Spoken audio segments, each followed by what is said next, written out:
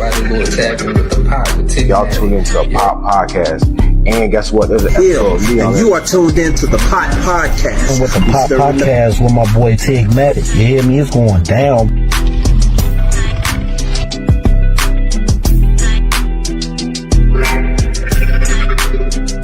To follow the Pop Podcast with Tigmatic. That's that number one.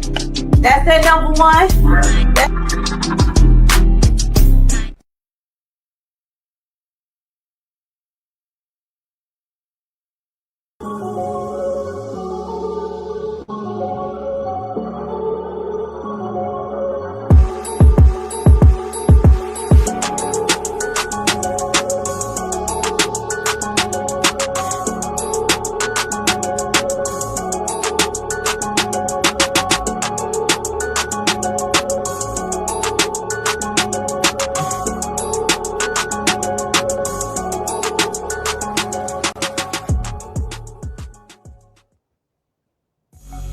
Introducing the all-new, all-natural Wrap Patch.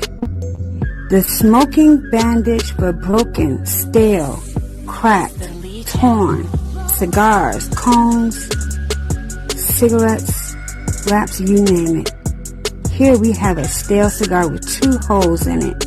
We're going to take our brown paper wrap patches and we're going to tear it in half because a little goes a long way.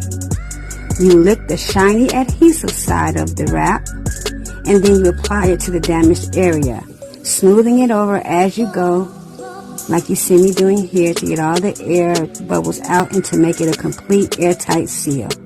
We're going to take our other side of our wrap patch and do the exact same thing with the other hole. These are our brown papers, and now we have a completely new fixed cigar. No need to throw it out, no wasting money. Now we have the same cigar, completely broken in half, and these are our white colored papers. As you see, the shiny adhesive side is the side that you lick. Hold your piece of your damaged smoking vessels together. Apply the wrap patch. And it doesn't even have to be perfect. These are how well and how good the wrap patches adhere. Smooth it around. You can add heat to speed up the drying process. But like we have here, a completely fixed, airtight seal cigar. Odorless, tasteless. It's a game changer, y'all. Get yours now. TheWrapPatch.com. Patent pending.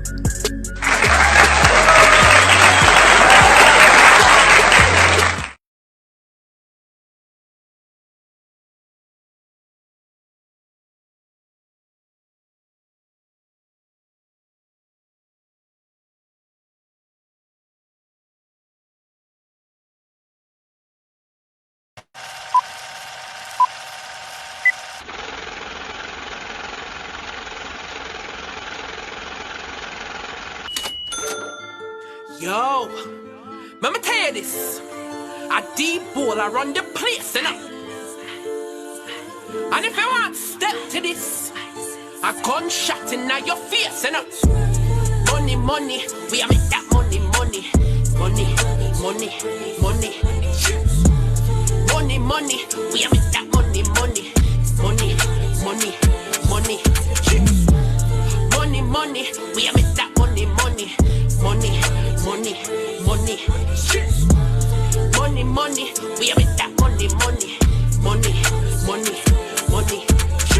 Pull up 14 to the flow, ho. Don't get it, can't have it in my home. Respect has been the motto, stronger than this rap. No comfort, no blue winners. We play the game, lose cause so yourself to blame. Make life make sense, new basketball. Need a full court pressure, I've seen fall. Stay down for my team like Kobe. Stop playing with me, D.O.D. Magic in every position, like Johnson, I'm cooking a vision. Stay playmaking, never had to fake it and negotiating, but for complication. Try, guarantee 3 up. Even when it's strong, they can't be us. Now you wanna be a queen, but you can't handle heat. It's a skill to be missing around. We built to kill in the game's betrayal. You believe in Jesus, but you wanna beg and plead. Now I got them all, they need to look at the salary. I don't money, money,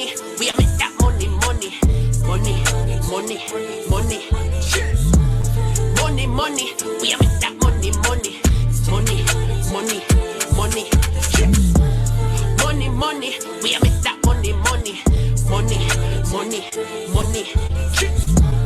Money, money, we are make that money, money, money, money, money. Get that money, money, make them act with me. Chasing clout is funny, so they hate, but act so chummy. Jesus knows my heart, so I can't get even. He knows my head's a darts. You hold 13 reasons, stalling curtain calls. Time for my new season. What's my time before? Someone help me handle feelings. Try to stay with chips and I'm still intact. I made you, baby, and I can take it back. You was made a fool, I wasn't built like that. Donate the weakness, keep it stack. You stay thinking small, so I had to grab the ball. What's in my vocabulary? You told me no hot is gone. Can't put the price on tag. We just too immune to back. But I live in truth. I let the world look to me for proof. Money, money, we are make that money, money, money, money, money.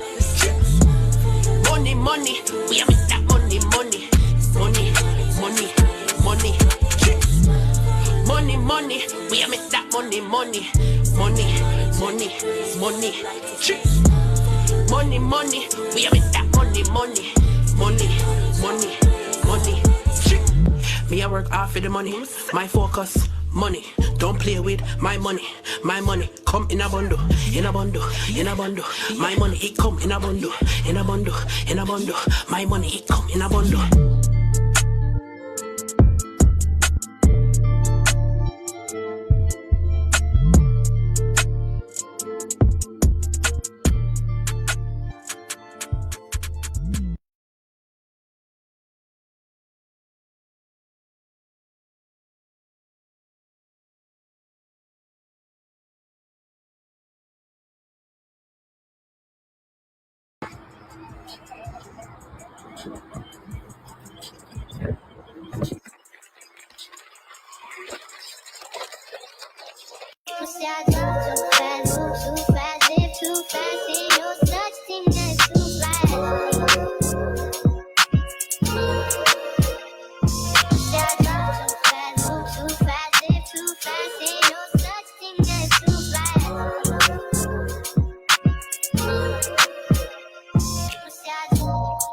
Two shots of Manolo. Freshly fitted in polo. My money got O's like Ocho. EYI's the label. Check out the logo. If you wanna bounce, bitch, pogo. Built this here on my own. Ho. Step to the side, let me slide in this photo. Been a businessman, I got euros and peso. Real definition of a hustle flip all dough. Might see me deep in my bag, Robert De Niro. Shooting at you niggas like Steph Van Hero. Beef, I'm about that nigga, deflate your ego. I'm out of state doing great, me and me go. Can't fast forward the game, there's no cheat code. Your bitch on my line all day, just like a free throw. It's over for you niggas, check the last bar, finito.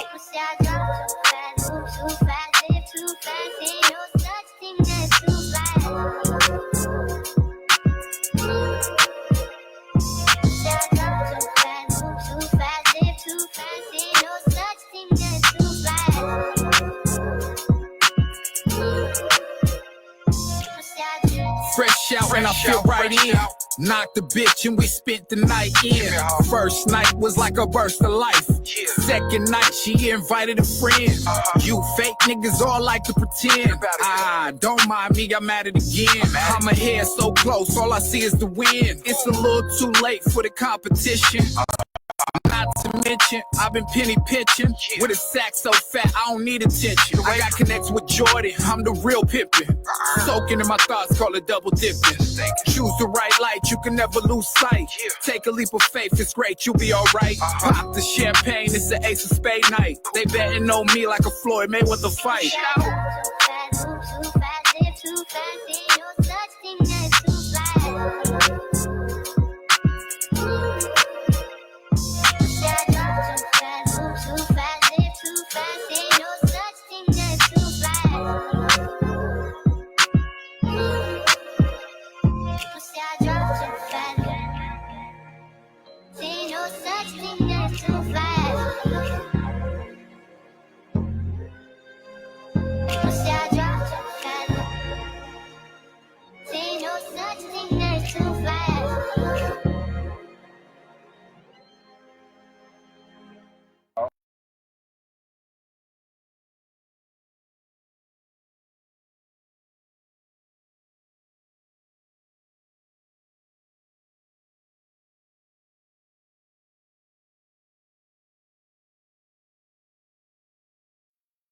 All right, y'all.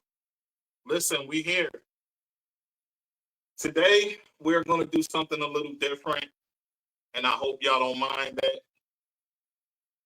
For those that are tuning in for the first time, welcome to the podcast with Tigmatic. I'm your host, Tigmatic.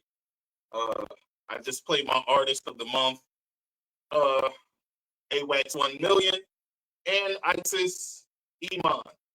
Okay, today's episode is sponsored by Red Patch, Black owned, by the way. Show love and support. This is hiphop.com, Dollar Radio, Hollywood Radio, and Going In Radio. Listen, I have my guest here today. I have both my guests, and both of my guests are people that fight for our people just like I do. And, you know, when I see things that are going on wrong or hear about things that are going on wrong, I want to highlight them because injustice needs to be spoke up about and the stories have to be heard so change can happen. So I have my guest, one who is an alumni, my dear friend as well. And I'm going to put her on the solo dolo cam as well, but also one who had a tragic loss due to the police. And y'all been seeing me advertise her coming on. I have to say how I feel, y'all. I'm pissed about hearing this story in the first place because this man gave his life to his country and still lost it in the wrong way. You know? So I have his mother here to tell his story for him because, you know, unfortunately his life was taken. So I'm going to give her solo cam first. Sister Chantemekki Fortson, how are you? Oh, let me unmute you. How you doing? I'm well. How are you? Okay, we still can't hear you. Hold on 1 second. Let's get that fixed. Come on now. What's going on now? Had it going. It was good. Now we can't hear you. So give me 1 second. Okay. Can you hear me now? I can hear you. Can you hear me? Oh, yes, ma'am. I can hear you. We can hear you. There we go. We are here. And I have my other guest. Like I said, she's an alumni, and she is here. Dr.Melina Abdullah. How you feeling, Doc? Greetings, brother. Greetings, sister.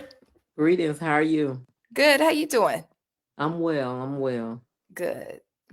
Well, I'm glad to be here with you. Thank you.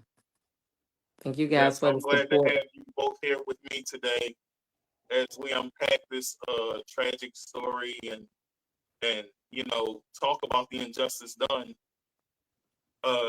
So, Sister Fortson, you want to take it away? Tell people who you are and what happened. I'm a single parent. I raised 4 boys and I'm still raising my 1 girl. So I'm the mother of Senior Airman Roger Fortson. I'm his physical fighter as of now. I'm a mother in pain. I'm a Black woman in pain. I'm not angry, but I'm hurting. I'm disappointed. And I'm confused as to why I lost a hero and there's still a murderer hasn't taken accountability for his death. So tell us a bit about what happened to Roger before I get into questions. Walk us through what happened on the day.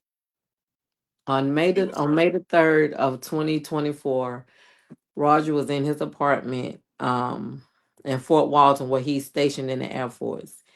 He was playing his game and he was on a FaceTime call with the young lady, and the police was looking for an apartment. So they was knocking on other doors. We actually had the recording on FaceTime where you could hear them doing it, but some kind of way the video has gotten distorted. But he knocked on the door. He didn't announce himself, even though Roger asked who was it. The second time he knocked on the door and Roger asked who was it. So the third time when he knocked on the door, Roger did say who is it? But he got his gun because he's from Atlanta. So he said, I think it's something funny going on. So he got his gun and went to the door. So when he went to the door, by him being an airman, by him being a calm person, by him being humble, he never thought that would be the last day he opened the door. That would be the last door he opened. He opened the door, and when the man told him to step back, as Roger stepped back, he started shooting him. And what we heard from the FaceTime, he was telling Roger Roger was telling him, can you help me?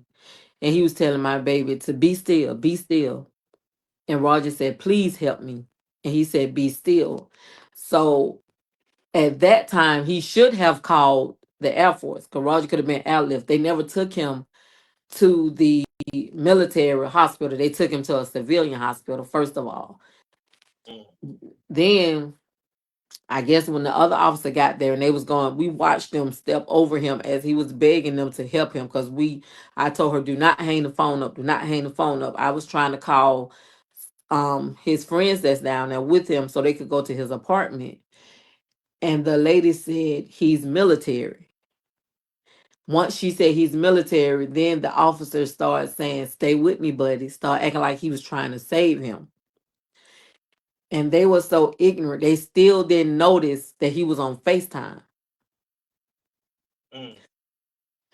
While Roger was laying there dying, they went back out to. Because for some reason you got muted out again. Okay. Doc knows that we go through this. We went through this before trying to talk about the presidency, and for some reason we got some bleep outs, and I don't know why this goes on, but don't keep talking. Let me see if I can get them to fix it real quick. Okay.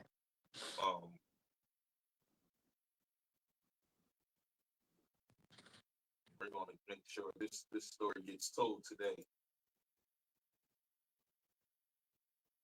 Can you hear me? Yes, I can hear you fine. All right. Continue. As Roger was dying and we was listening on the FaceTime call, you could still hear them knocking on the door trying to find the right door. So when his when his fellow airman got there, his friend got there, he said that he didn't see Roger and they wouldn't let him in. And I'm like, you got to see him because he's still in there. So at that point, I don't know what happened with him, what transpired after he shot him, but I do know on the way down there, I got a call from the hospital, the nurse at the hospital, and she was asking me, was my son on drugs or was he on any psychotic medicines, anything? And I said, no, he was not on drugs. He didn't smoke. He didn't do nothing. I said, you're not going to help them cover up what they just did to him. And I asked her, I said, why is he at your hospital? Why is he not at a military hospital? And she said, we're trying to save his life. I said, okay, that's the story that you guys are going to go with. And the nurse hung up in my face. About 30 minutes later, a male nurse called and asked me, was I driving or was I the passenger? And I asked him, I said, where's my son? I asked him, where's my son? Unfortunately, at that time, I was 2 hours away from the hospital. And I say, just tell me where's my son. And again, he hung up on me. So it was no respect, it was no empathy, it was no compassion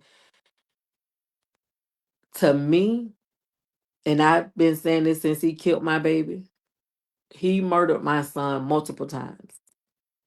When he got the call, when he was on his way to the call, when he got on the property, when he got on the elevator and pressed the wrong number, when he got off on the wrong floor, when he didn't announce himself, when Roger opened the door and he physically shot him, when he shot him and Roger gun fell to the side and he still proceeded to shoot him as he stood over with him and played like my son was a fish out of water. So many ways he murdered Roger. In so many ways. When I never looked at the video because the FaceTime was enough for me. We did a press conference and I saw that Roger had his gun in his right hand just holding the handle. And my heart, it just crushed because my baby is left-handed. I'm He sorry that you had to go through that. Now you said the body cam was released. Was it released? The day of the body cam release, Sheriff Eric Aiden met me at the door as we entered the sheriff department and said he was sorry. He was playing like he was crying crocodile tears. And I just clenched to my son's photo that I was holding. And he said if he see anything that wasn't right on his mama, he's going to do this and he's going to do that. So I sat in the room while they watched the video. And I just heard my family screaming. I even heard his attorney, and I've never heard that kind of scream from a man. It wasn't a feminine scream. It was just a different scream. So when they came out, when I went out the room, my family was just on the floor crying. And I asked him, was he gonna do? I said, so are you gonna do anything? Of course he wasn't gonna do anything. Before I could get out of that building, he went to the podium and wanted to say that Roger was in the wrong because he had a firearm. Because I started talking to other people, their Congressman Matt Gaetz called me. And he was like, it's unfortunately what happened to him. They're looking into it, all of this and all of that. And I told him what Eric Aiden said. And he said, I asked him to stay away from it because he's too close to it. Yeah. And I said, yeah, he real close to it. When I heard when people told me what was said, I said, that's not how it happened. I said, they blotted out the body cam for y'all. Because the body cam that the family saw and the attorney saw was different from what they released to y'all on TV. They tried to make you guys feel like he had compassion. When you guys heard him use profanity, it was because the lady told him that Roger was military. He didn't care about killing Roger. I gave him. Once he found that out, he knew he was in the wrong. That's why he said he was worried about himself. That's when he started coming up with all kind of excuses. That's when he went home to his family as if he was a hero instead of a murderer. And that's when go ahead, continue. that's when I lost respect for Eric Aiden, the sheriff, because he put it on his mother. You said on your mother's life that you was going to get accountability for Roger, but as soon as I turned my back, as a matter of fact, he lined up his deputies as if we was going to come back in the building. You So just welcome was this me. guy charged? He was charged with manslaughter because he's a police. They say you can't charge a police with murder. So he was charged with manslaughter. They gave him time to get his affairs in order. He they arrested him, got a mug shot, took him to another county and gave him a bond. And it's just one lie after another. And the fact that he's talking to people, and I hate to say it, he's talking to Caucasian people that are best friends with my son. And they're telling me you have to fight, because I'm standing here and hearing it come out of this man's mouth saying he's going to be okay because he have a friend in the FDLE. They're Yeah, so laughing. he's feeling like he's going to get away scot free. That's what it looks like. Doc, The fact are you there? I'm here. You're here. Doc, are you there? I'm here. All right, turn your camera on, Doc. All right, there you go. Okay. All right, I want to bring all of us in here together. The fact that I'm going through this with Andre, and before I made it back to my house, they had arrested people for Andre. Didn't give them no bond, nothing. Don't even have substantial evidence against these young black boys. Baffles me how you have a video showing him killing an airman. That should be some form of treason or something. Absolutely. He was still active in the military. He was in special operations. He wasn't trying to clean the water. He wasn't fixing the plane. He was rescuing other people, other Americans. Served this country, and this is the repay he received.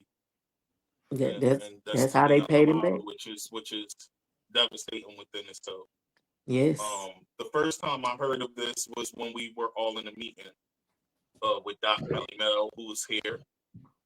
And Doc, I want you to give your 2 cents on this. Well, I don't know that I have 2 cents to give other than I'm so sorry, Sister Chantemekki. I'm so sorry. I'm so sorry. Thank you. That we live in a country like this. I'm so sorry. And I think every mother resonates with your story, and every mother mourns along with you. You know, we are, this is devastating. And,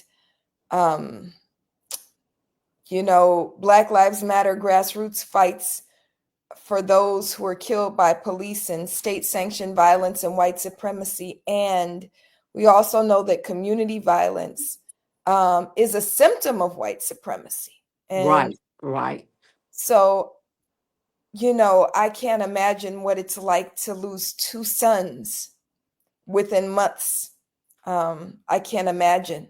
And so the first thing that I'll offer is just my prayers and condolences and camaraderie, because I don't believe in weak thoughts and prayers, right? You know, the people who have thoughts and prayers and then not gonna do nothing, right? Thought you got my heart and my prayers, but also my pledge to work alongside you and to struggle alongside you. Thank you, guys. So, you know, it shows the hypocrisy of this country that, you know, this country is built on the stolen land of indigenous people by the stolen labor and lives of our African ancestors. And we know that's the foundation of America, but they claim to be different. They claim to be post-colonial. They claim to be, you know, if we think about people like Donald Trump, right, claim to be, you know, a place where Senior Airman Roger Fortson should be exalted, not executed. Right. And they executed him. Yes. They executed this beautiful young Black man who loved his mama and had aspirations for himself and said, I'm going to be a help. I'm going to be a help to my mother, but I'm also going to be a help to my entire community, to my siblings. And we have to think about how this country steals away the lives of people who make our world better.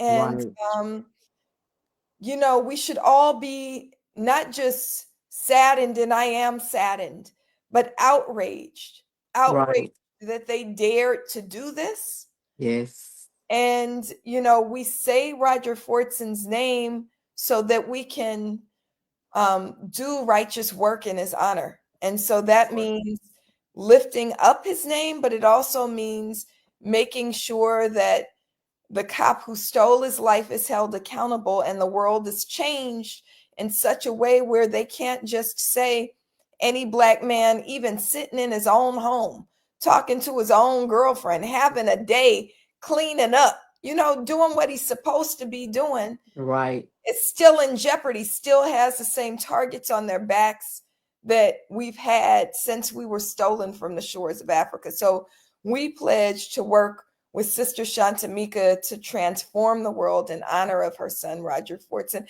and also in honor of Andre, right? Also in honor of all those who've been stolen. So that's our pledge. And just very concretely, I know that there's a pretrial hearing coming up. And Sister Chantemekki, do you want to give us the date and location of that if you have it with you? So the pretrial is going to be April the 14th. It's going to be in Okaloosa County at 9:00. And at the Okaloosa County Courthouse, right? Correct. Okaloosa County Courthouse at 9:00 on April the 14th, which is a day before Roger's birthday. So anybody who can get to Okaloosa County Courthouse, we never, ever, ever want Sister Chantemekki to walk into a courtroom or walk into anywhere without backup, right? So anyone who can get there on April 14th at 9 a.m., please do. Please also know that Sister Chantemekki drives there from Atlanta because she lives in Atlanta. She drives with, how old is your daughter now? 9? She's 10. 10. 10-year-old child. Mother, she still has a 10-year-old child. And she drives all the way there. And we have to make sure that when she gets there, that she's greeted with love, greeted with, you know, some snacks, some water, but also so they know that the people are stronger than they are. And that's what they do. They keep it hidden from their community. When I did the first press conference, only people that knew what happened to him was the people on the base. The civilians, they didn't know anything. They kept calling him an assailant. They never would say Senior Airman Roger Fortson. They never even say his name, Roger Fortson, until I did the press conference. The people were able to put a face with the incident, with the assassination. They to this day they still don't say his name. You know what's sad about that is that he served his country right to the best of his ability and still got treated that way. Yeah. That pisses me off, to be honest. You know, I gotta say it like how I feel, because you know it's just wrong all around the board, and for his life to be taken was just wrong within the first place. From the moment the door is opened, whatever occurs in that moment shouldn't have been that. Right. That's how I feel. That should have never happened. So for them to try to spin it whatever way they want to spin it and say he shouldn't have had a weapon or whatever they try to say. Nah. As an officer, your first initial thought is de-escalation, and it should be anyway. No matter what the situation is, right? But the apartment had an off-duty state patrol officer that they said answers to the disturbances. Why wasn't he never called? Yeah, that doesn't make sense. A Miami reporter researched, investigated everything. The days that they said that they was getting calls for the disturbance, Roger was in Kuwait. My baby survived in a third world country, one of the countries that our politicians try to make us think is the worst country in the world. I've seen him on FaceTime with those people over there. To where it's scary. I'm like, you're not supposed to be there. You need to get back to the American people. Those people took care of my child better than his own people did. That So was he was a crazy. caring person, and Yeah. for this to happen to him is a Yes. horrible beat with this. So Roger was very humble. Roger was very humble. He wanted to be a pilot, but he didn't want to collect the debt that go with it. Because he saw me struggling to raise him and his brothers, he didn't want to put that responsibility on me. And I begged him. I told him I would have sold my plasma. I don't care. But he said, no, mama. Because they told him, you go in the Air Force, you're not going to really be doing anything. Because he was just that smart. He's a genius. When he took the test, they picked him up. They followed Roger from the time he took the ASVAB all the way up until he assassinated my baby. So let me ask you, Sister Shante Mika. I'm sorry. You could just say Mika. Mika, let me ask you, Mika. Did they try to give you an explanation on why they used deadly force, though? He said he was threatened by Roger's eyes. He said his Now, eyes what was type of crap is that? he said his eyes was aggressive. So when once they fired him, that's when they released his testimony. And just from reading the comments, a lot of people was telling them, no, his eyes didn't give aggression. They said Roger was just looking like Roger thought he was safe because the man was the police. Little did he know he wasn't. So many people commented under that and told them, no, you're lying. They said, I looked at the video. One lady said she went back and looked at it, and she said the same thing I said. Roger had the most big, prettiest brown eyes. If he can get away with killing somebody because of their eyes, when he had a gun in his hands and you said his eyes, no. That's just showing how much he cared for life. How much respect he had for my son's life, how much respect he had for my son's character, how much respect he had for my son's demeanor. He has no respect. He doesn't even have I respect for feel his you. own mama. To kill someone else's child and to say his eyes, you don't even have respect for your own mom. Yeah, that's horrible. It's definitely horrible. So, Doc, let me ask you. When these things happen, right? What are some things that people can do when they hear about things like these, like what happened to Sister Mika? How can people get more involved? Let's break that down because, like you said, she needs all the support and help that she can get. So, how does people get more involved, and what does Black Lives Matter Grassroots do in these moments? For those that don't know, let's tell them a bit about it. Sure. Well, first of all, we say organize, organize, organize. Those are in the words of Kwame Ture. We know that this state, that the United States, that the Trump, Vance, Musk regime is trying to do everything that they can to put down movement. And so they've done all that they can to discredit movement. They've done all that they can to threaten organizers and arrest organizers. We're facing cases right now, and Sister Carrie O'Horn, in fact, is on trial now in Buffalo, New York. We know that Brother Reggie Bunch is facing charges now. So they're doing everything that they can to take us out. We know that there's constant threats against organizers. The only thing that we should be doing in the face of that is being even stronger in our organizing. And so what that means is join a Black Lives Matter grassroots chapter. So you can go to blmgrassroots.org to find a chapter near you. We do have Black Lives Matter Grassroots Florida, which is the first family-led chapter. It was founded by Sister Deanna and Brother Andrew Joseph Jr., who are the parents of Andrew Joseph III. And so they founded that chapter, and they're helping to organize. Florida is a much bigger state than I knew. And so they're based out of Tampa. So it's a long trip for them as well to get to Oskaloosa County, Florida, but they'll be there and the others will also be there. So the first thing people should do is organize. Join a BLM grassroots chapter.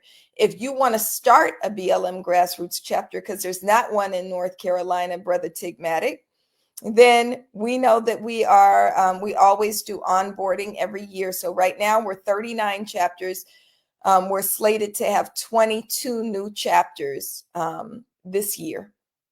And so if that's you, if you have, a group of folks who want to start a chapter and that you're abolitionists and you align with our politics, we'd love to have you join.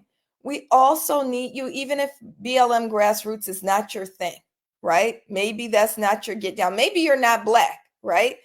That's okay. We need you too, right? And so that means showing up at these court dates, providing court support for the families. The court date, the next date for Roger Fortson is April 14th, 9 a.m. at Oskaloosa County Courthouse. And so we need people to show up. And then if you live close by, we want you to help raise awareness. And Sister Chantemekki raised that even her son, who I don't know how you could have been more perfect than Roger Fortson, than Senior Airman Roger Fortson. I don't know how you could have been more of a model citizen, right? I'm seeing his photo behind Sister Chantemekki's shoulder, right? I don't know how you could have been better than that, right?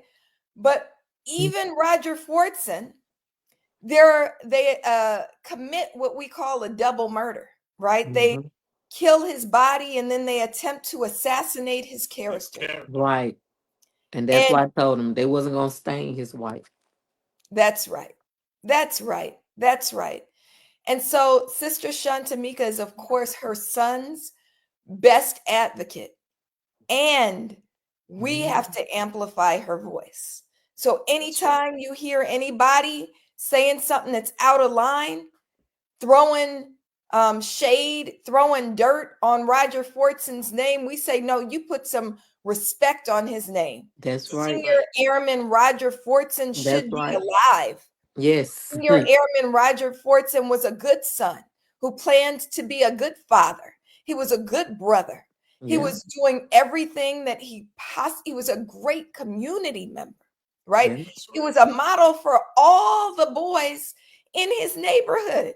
Yes. And so we have to restore his name. Every time they try to sully his name, we restore his name. And that goes for everybody. Sister Chantemekki can't be everywhere.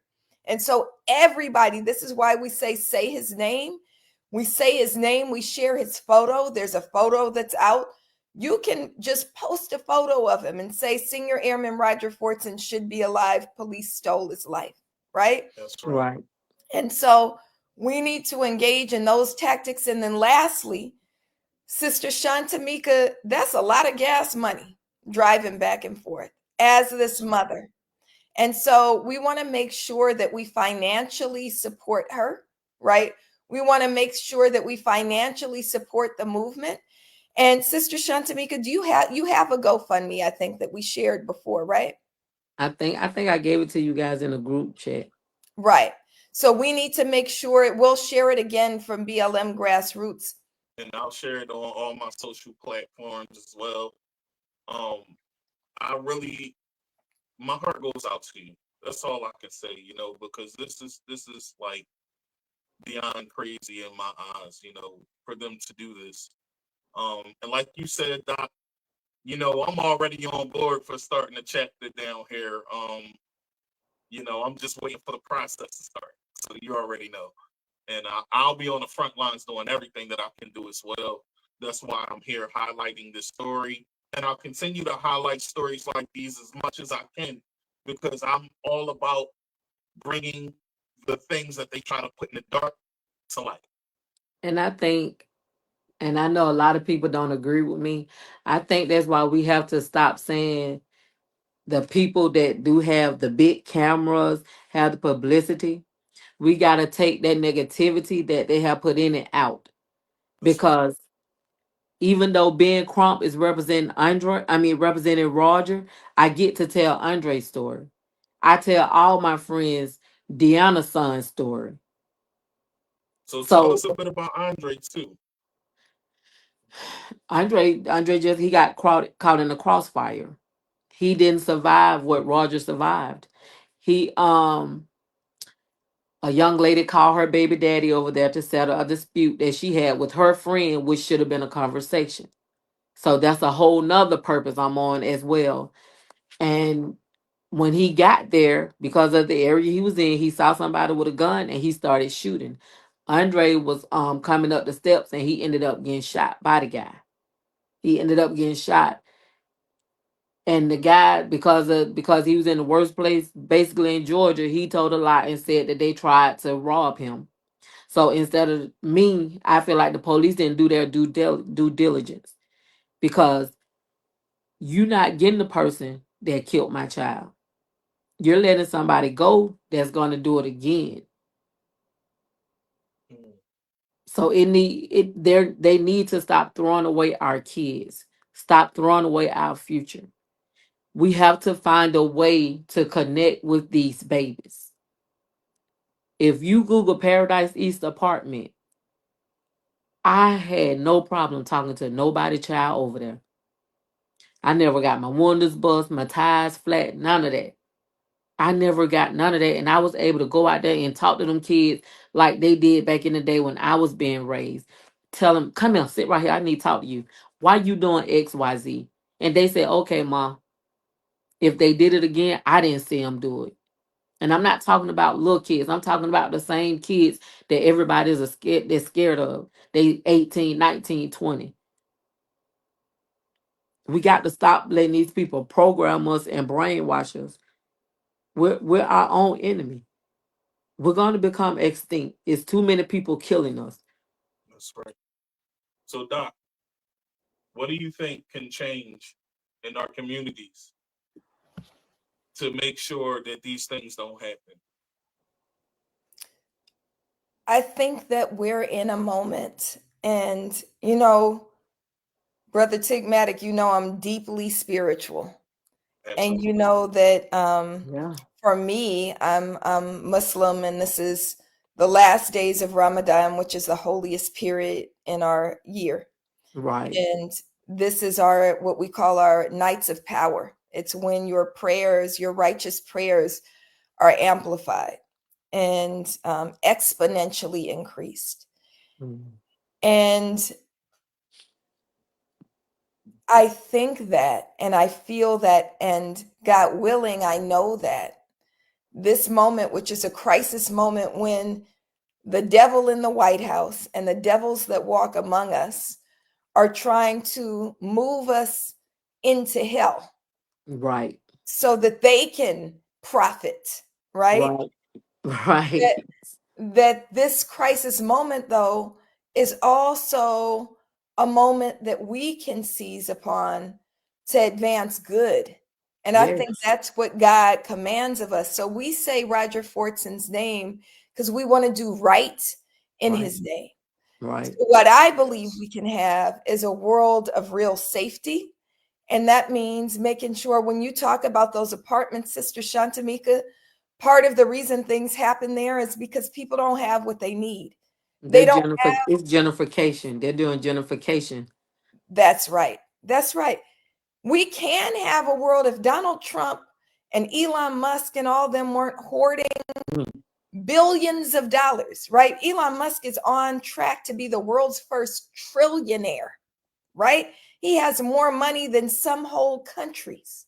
If they weren't hoarding all that money, everybody could be housed. Right. If they weren't hoarding all that money, instead of running around, these kids could be developing themselves into engineers and artists and all of the things that they need to be. And Brother Tigmatic, I know you're also a gun violence survivor, right? Yes.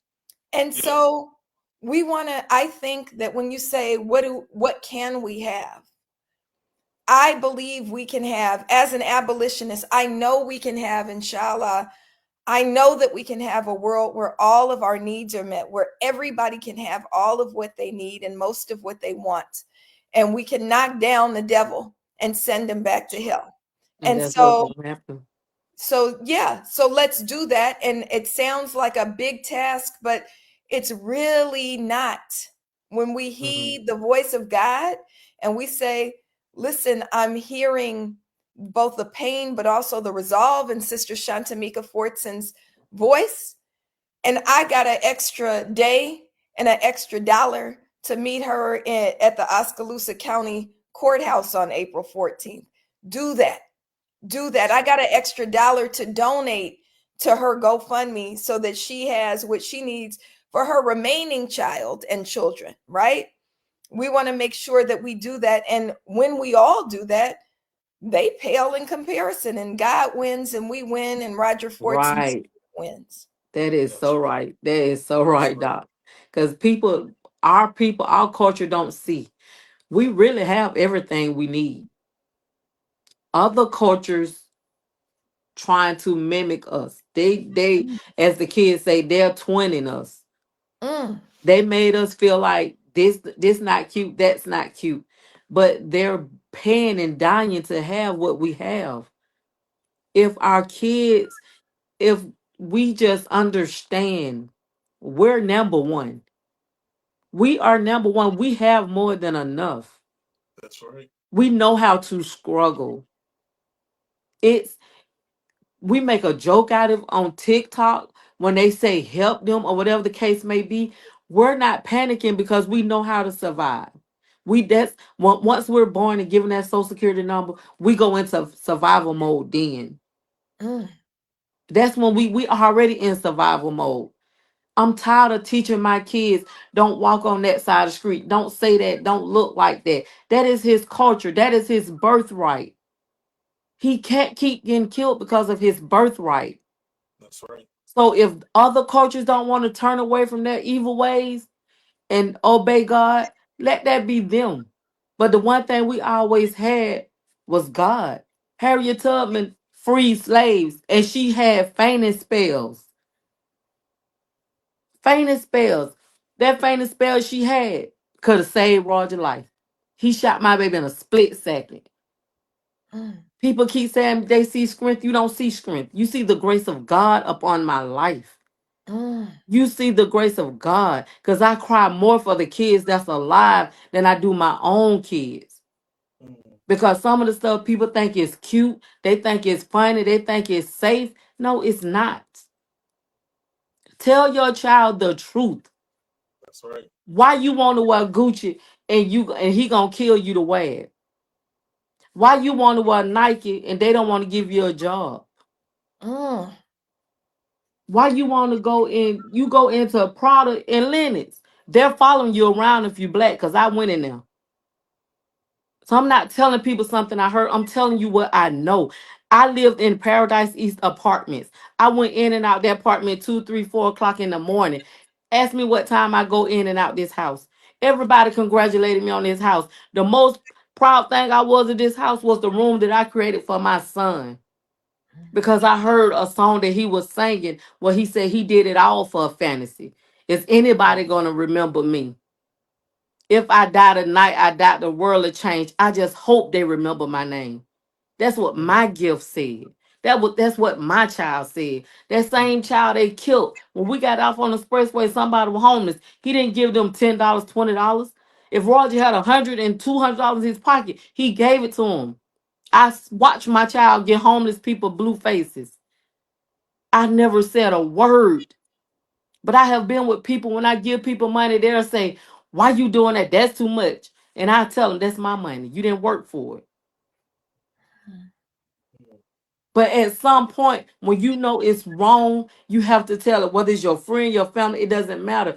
Hey, that's wrong. I'm not saying embarrass them in front of everybody. But when you get back home, tell them it's wrong. Tell them why it's wrong. My family will tell you when it comes to their kids, they will block me. Cause I don't care what that child did. You better go save them. I don't care. Go save them. And when they get over here, they ain't gonna want to see me cry. It's so many people in my family that's hurting because I can't stop these tears. I can't turn these tears off. They've seen me be strong for so long and they're confused. They don't understand why I can't bounce back. But I can't bounce back because they're still breathing. Well, listen, you're doing better than you think you are because you're very strong and resilient. I hear it through everything you're saying and still giving it words of encouragement to people through your own pain. Because we worth it. We That's not so easy. worth it. It's not easy. Listen, and as a person who died and came back to life, I can literally tell you, listen, life is hard out here. Right. You know? So when we go through the things that we go through, we telling people so that they don't make those same mistakes or, so that they can learn from these things and grow. Because each one teach one is important. Yes. We got to teach everybody, our men, our women, our children. It goes We got beyond to the teach them all, classroom.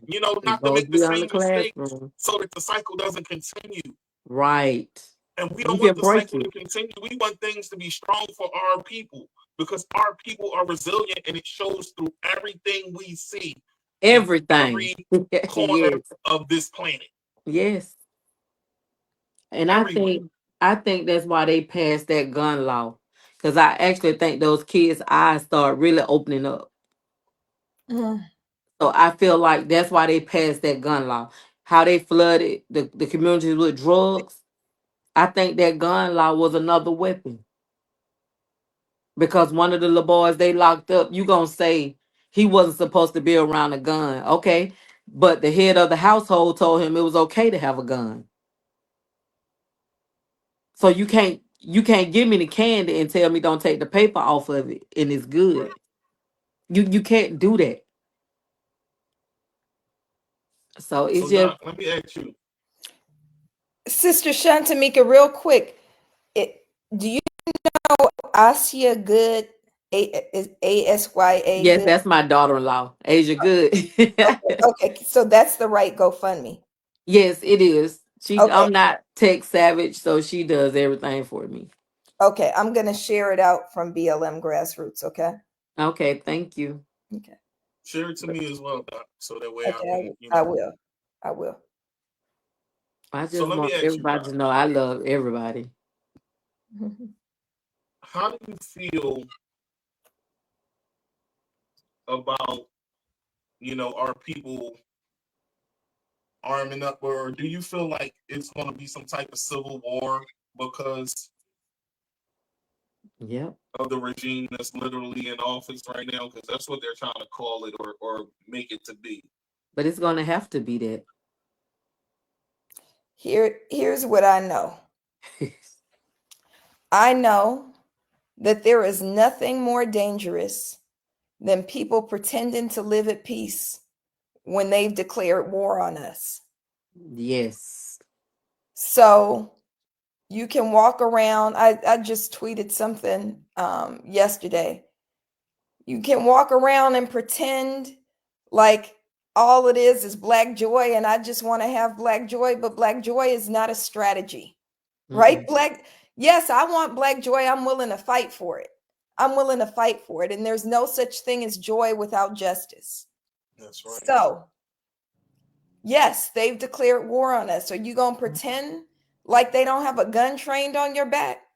We're not even safe. That's what Senior Airman Roger Fortson shows us. You're not even safe in your own home, talking with your own girlfriend.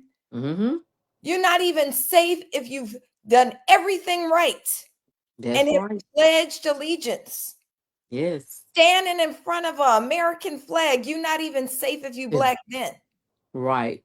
They've still declared war on you. Yes. So you are foolish if you don't figure out how to fight back. Yes. That's why them people in Lincoln Heights in Ohio, I take my hats off to them. Look, can I go off on a riff on that real quick? Can I share something that I just learned, Sister Chantemekki? So I was in Cincinnati last week. I think I told you, because the last call I was out of town. That's where I was, in Cincinnati. Yes. I met with Lincoln Heights. Do you know Lincoln Heights was founded in 1938? It was a group of Black folks from where you from. Right. brother Tigmatic. They're from North Carolina and South Carolina. And it was too oppressive and racist there. They knew they would never get freedom under the thumb of racist white folks. So in 1920, a group of Black people migrated from mostly the Carolinas to create this intentional community in Ohio that they call Lincoln Heights. It was incorporated in 1938. It is still a Black autonomous legal municipality. It's all Black. And so, yeah, you're right, Sister Chantemekki. I take my hats off to them for both knowing what community self-defense needs to be, but also when we went and visited them, they stick together. They stick together, but they made one call. One call. Everybody was there. They made one call. Because they built strong community. It's not just about having guns. Right. It's about all their kids. They farm. Right. They got their own food supply. They got their own government. Right. They are a strong Black community. But that's what we need everywhere. That's right. We need it everywhere. Can continue that cycle. And we have to stop being afraid. We have to stop being afraid because Dr. Melinda know more than I know. I'm not going to be afraid because guess what? I can't catch on to what she know. But she's going to teach it to somebody else and it's going to keep that cycle going and it's going to save us from generations to generations. That's our problem. Once we stop being scared of this one knowing more, or stop, as what my grandmama say, is more captains than you have chiefs or something like that. I don't never want to be a chief. Every job I have, they will tell you she do not want to be a supervisor, but everybody clean to me. I will show you everything, do whatever the supervisor tell me, but I never wanted to be a supervisor. But we have those people in Lincoln Heights. When I look at them and I look at Paradise East, and I think that's when the brainwashing comes in. They made us think that it was horrible. This was terrible. But our cars wasn't getting stolen. Our girls wasn't getting kidnapped. It was no sex trafficking. When you was outside them gates, you was getting carjacked, killed at the gas station. It was just so much going on. So once we wake up and understand, we're going to be our best security. And I've told my police friend, I told my military friends, it's going to come a day where you're going to have to choose. Ain't no more tokens. It's no more tokens. Everybody love who they love. You have to bring your wife or your husband right on over here on this side because you're definitely not going to be safe over there on that side. That's right, especially when you choose. You're going to have to choose.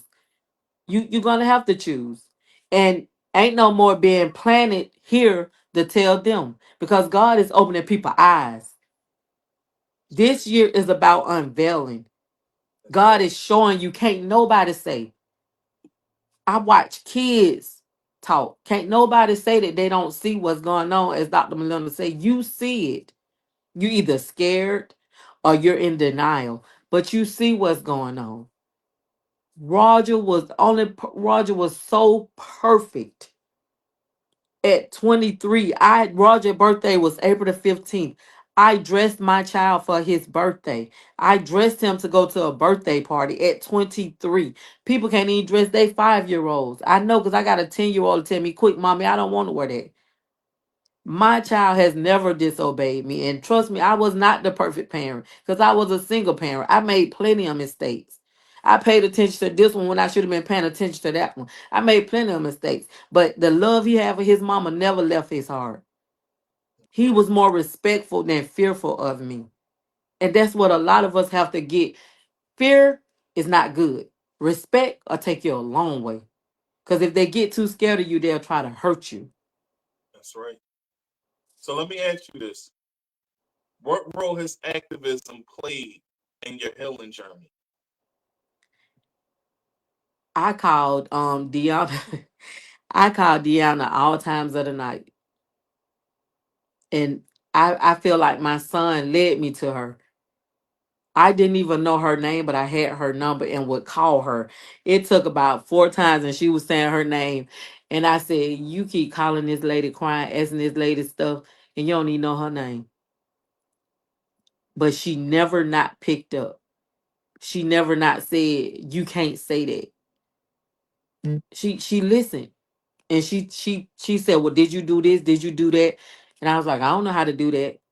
She didn't make me feel small. She was like, okay, well, she would text stuff to me. So it's a lot. And through her, I have met so many wonderful people. And as I tell them now, I'm gonna have to use my small words. I can't use y'all big words.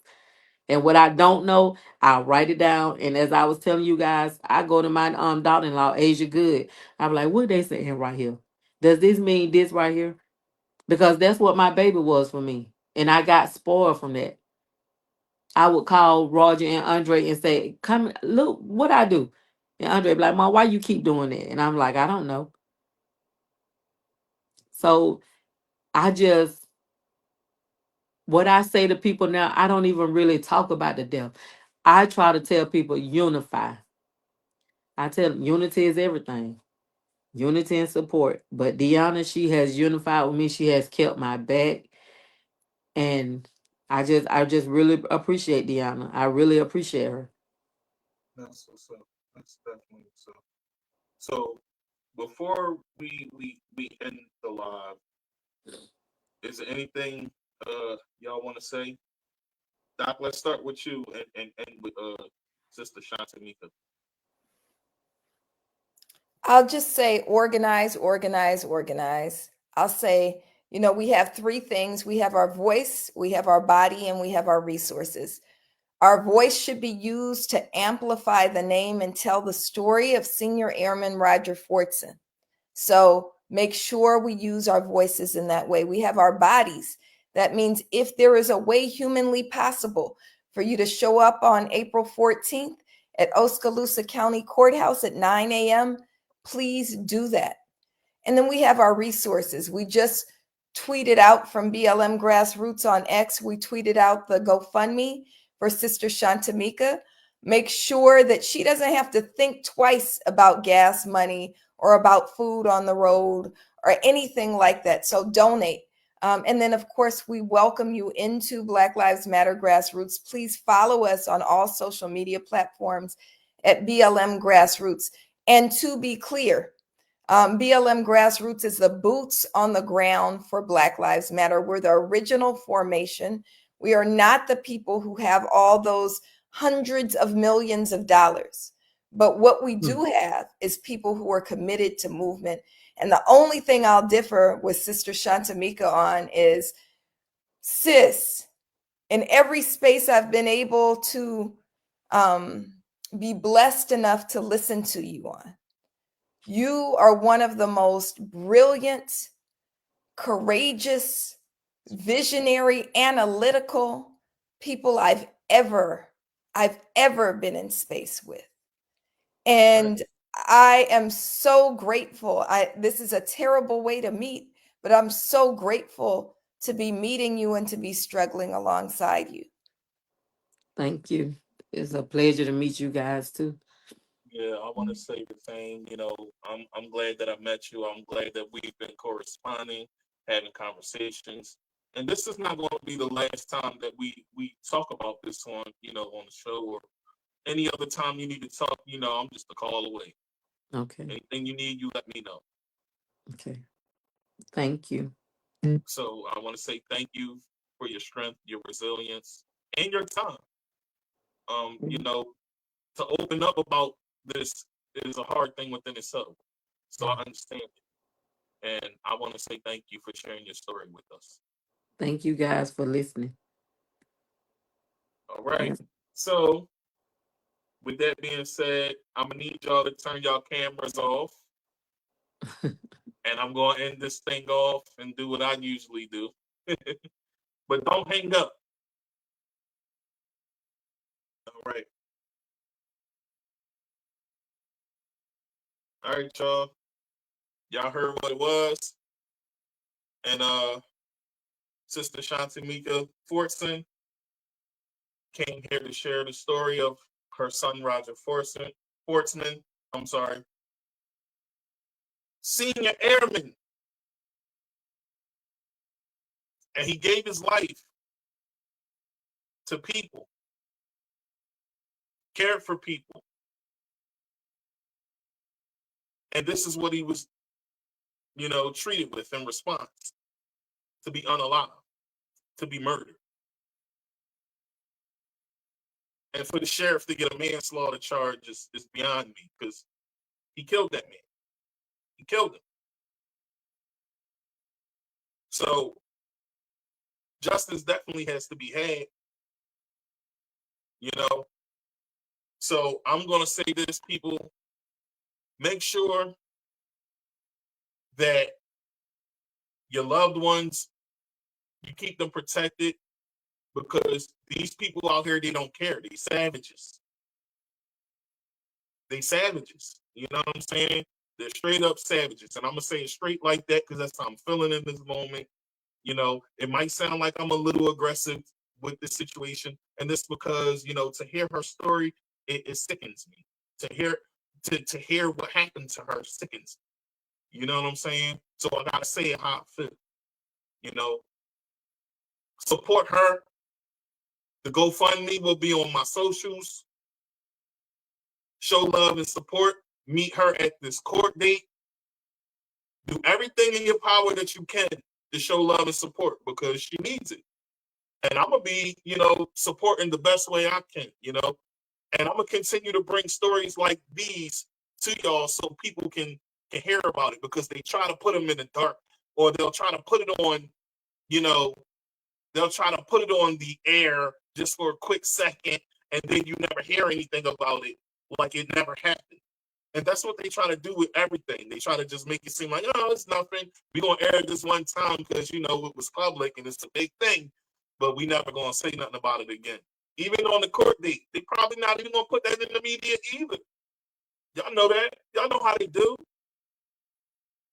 So listen, I say this to say, Monique Smith says, I love you, cousin.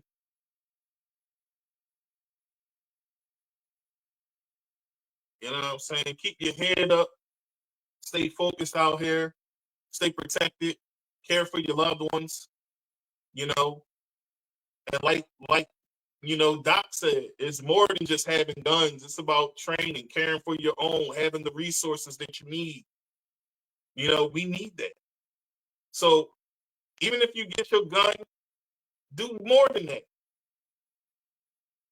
Build a coalition of where y'all can, teach each other how to do more than just use a firearm.